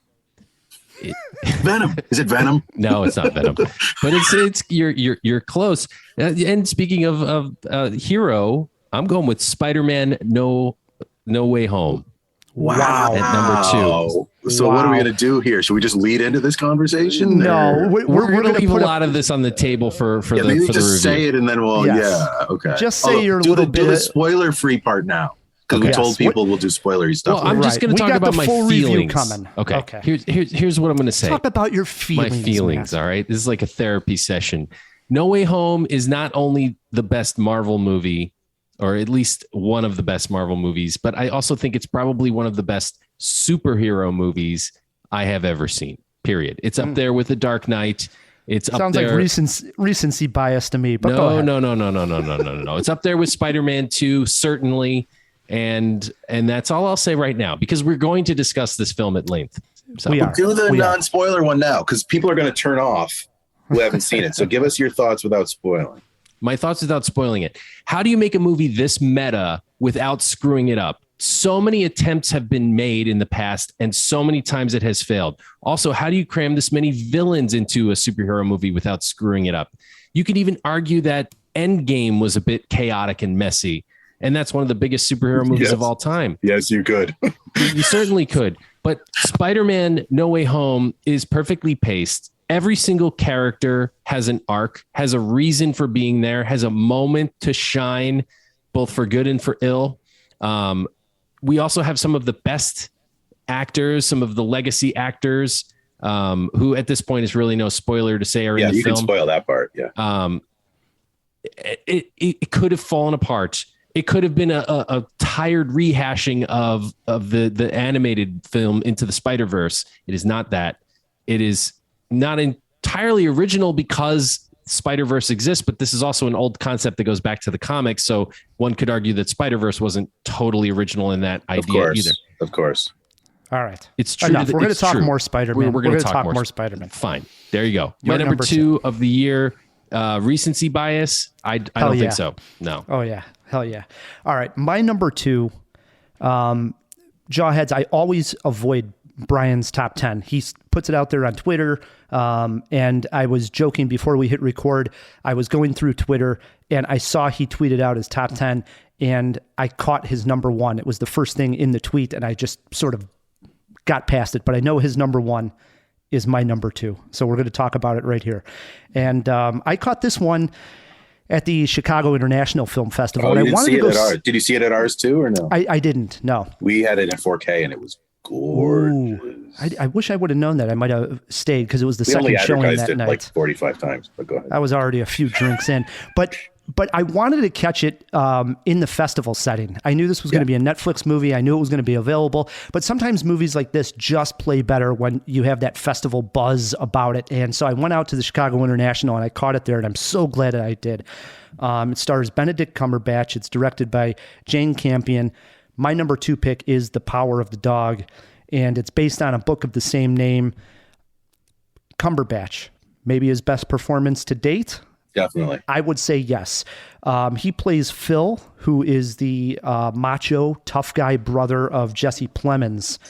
And you want to talk about a film that has layers, and a film that had me thinking about it, not just hours after the film, but like the next day, thinking about the characters, their motivations, and one scene in particular near the end of the film. And we're going to dance around spoilers here. But I'm going to go as far as to say this, Matt. I think this scene has so much going on emotionally in the film, and so layered. It might just be one of my favorite scenes of all time. Wow! And it's handled with such care and beauty by Campion. It's literally remarkable what's going on and what I was feeling in the theater. And I think actually expressing what I was feeling would almost be a spoiler, because there's a sexual tension. There's a fear. There's so much going on that you almost don't know how to react, or I didn't. And I, even better, didn't know where it was going. I wasn't positive what was going to happen. And for a seasoned movie viewer like myself, who watches so many damn movies, and I know Brian watches more than I do, I can't tell you how many times I'm really caught off guard. It's very few. And to be so involved in this movie and not know exactly what was going to happen and have so many different emotions going on in my body at the same time, I was literally floored with The Power of the Dog. Damn. My number 2, and Brian, I know it's your number 1. So. It is my number 1 for a lot of the reasons you stated. It's one of those examples where you give yourself over to a storyteller, someone, and like you said, it's not only where I didn't know where it was going. By that time, I wasn't bothering to think about where it was going. Most of the movies we watch as critics, we kind of try to unpack what it's doing. The films that usually rank the highest for me, I completely lose myself in. And pretty much everything I've said about other films in this top 10 apply here. The nuance of the characters that I've mentioned before and talking about other movies that I've said several times, movies that don't explicitly state their themes, but let you unpack them. Power of the Dog does that completely, especially given I know multiple people who think it's about different things. So it's open to interpretation, which is increasingly rare. The craft of it, I think, even though it's winning awards, it won 7 CFCA awards last night. I think the craft of it is still underrated. The second time I saw it, have you watched it twice yet, Ryan? I have not.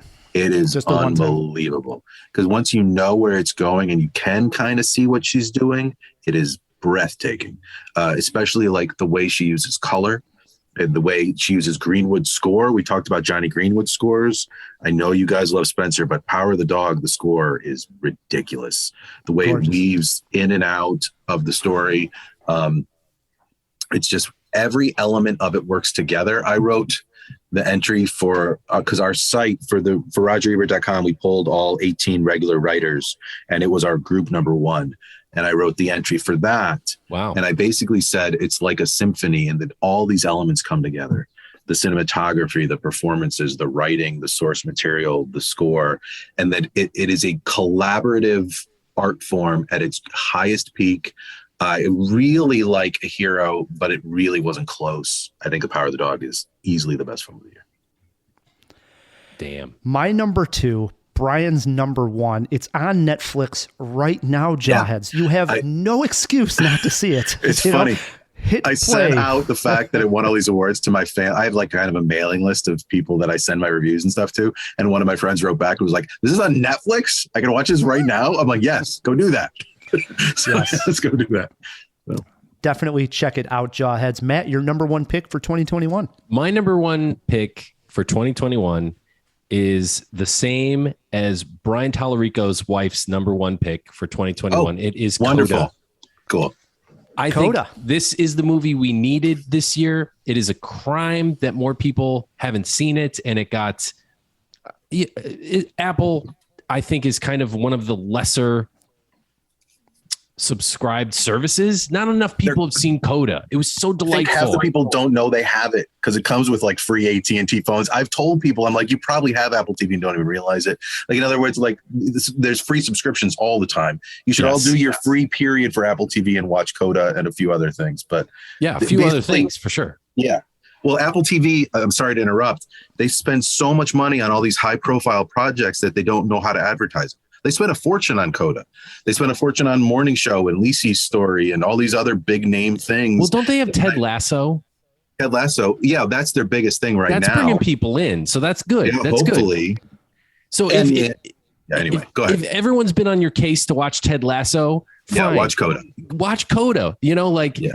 Holy crap, this is my favorite movie of the year. It was exactly what we needed. It was so sweet without being saccharine. It had enough to say without clobbering you over the head with a message. It's just a slice of life of like a family that seems like they could be very plausibly real. And the acting was great. The one scene we didn't highlight enough, I think, is the scene on the truck with the father. Yeah. When he's trying to appreciate her talent, he can't hear her sing. So he has to like physically touch her neck and her throat while she's singing. But it still moved me to tears, and it moved him to tears. The character, brilliant, and I do think he might be certainly nominated, maybe in the actual running for a supporting. It's Oscar. A weird category this year. He could. I am drawn lately, as my list might attest, to things that are a little more formally ambitious. Coda is not formally ambitious in any way, shape, or form. Oh no, certainly not. Yeah.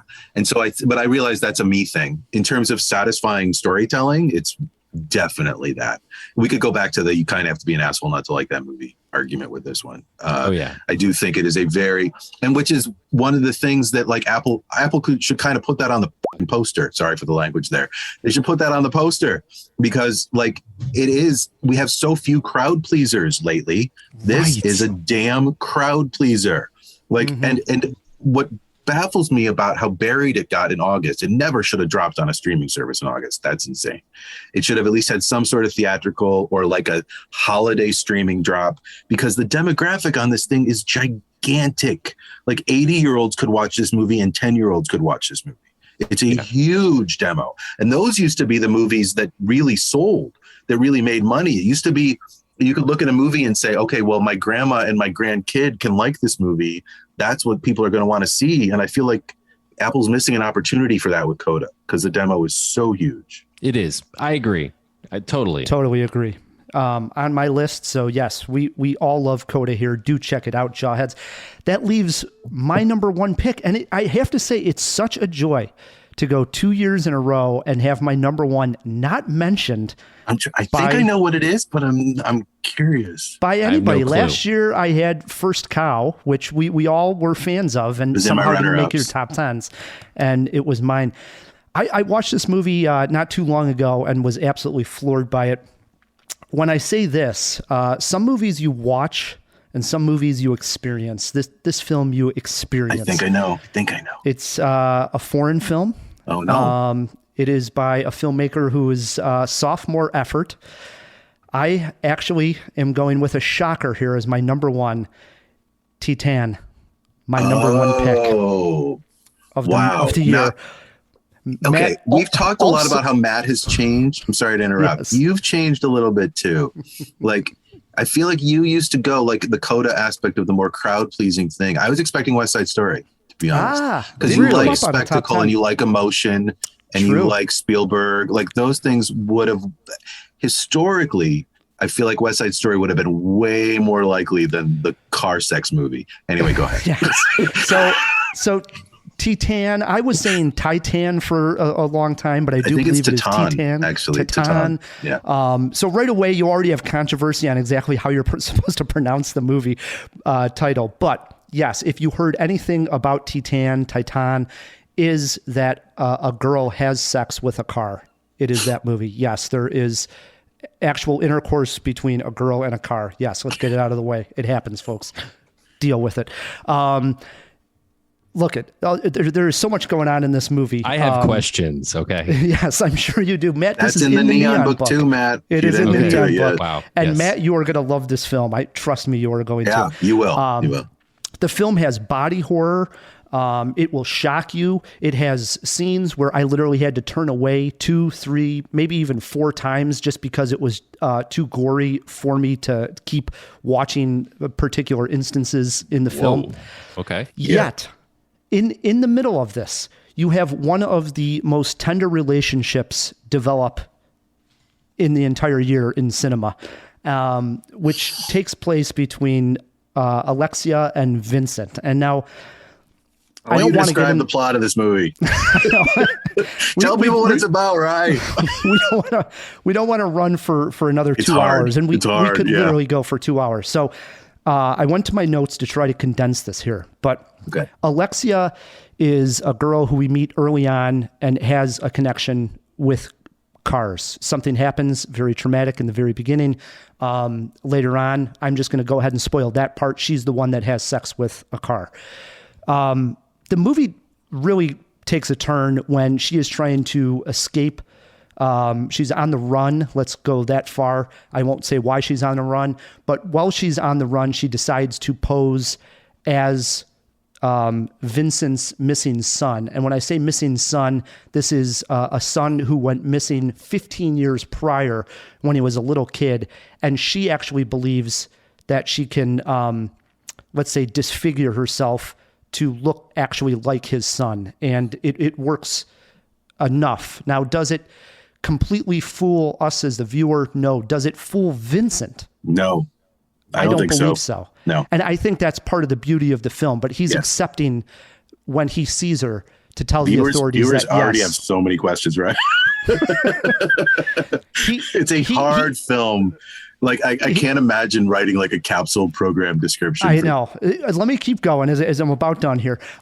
He goes ahead and tells the authorities that it is his son, his missing son. But I do believe, and Brian seems to be on the same page with me, that right from the get-go, from the minute he sees it, he's doing that because, and this is where it gets into the reason why it made my number one, he's longing for that relationship of caring for someone.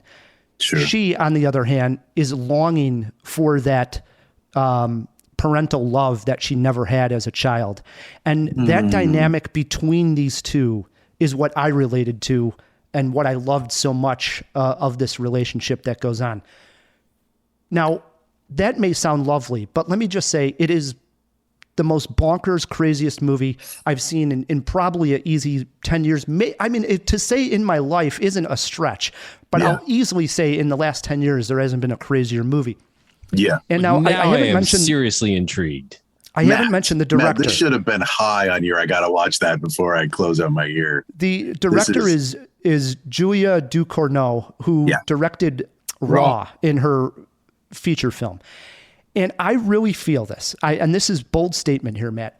I feel like when we saw what, say, like a Quentin Tarantino went from Reservoir Dogs to Pulp Fiction, it was like, oh, he went away and he became a cinema Jedi, right? He came back and he was just a master as soon as we saw Pulp Fiction. I feel it's that strong of a sophomore effort from Julia Ducournau. This is literally a master at work. What she pulls off here, it may turn some people off. Some people may watch it and not get it or relate to it as much as I did. But you are in for one hell of a ride. And I don't promote doing drugs and drinking and then watching movies. I was in a good state on a Friday night with a beer open when I watched this. Matt, I had the time of my life. When this thing ended, I said, Jesus Christ, that's my number one film of the year. I don't think anything can even come close to it. I enjoyed it. Does the car reciprocate, or is this like more? It bounces. Okay. Yes, but moving on.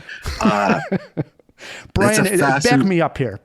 It's a fascinating pick. I like it. You're not alone. It won the Palme d'Or at Cannes over several films we've mentioned, including A Hero, my number 2. So it is a very well-received film, although it's slightly controversial, but those are usually good.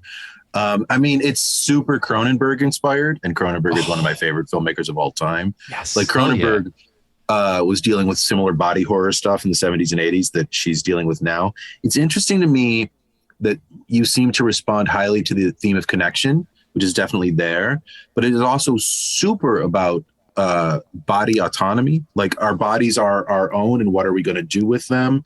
Like, and gender identity, gender autonomy, for sure. Yep. Both films.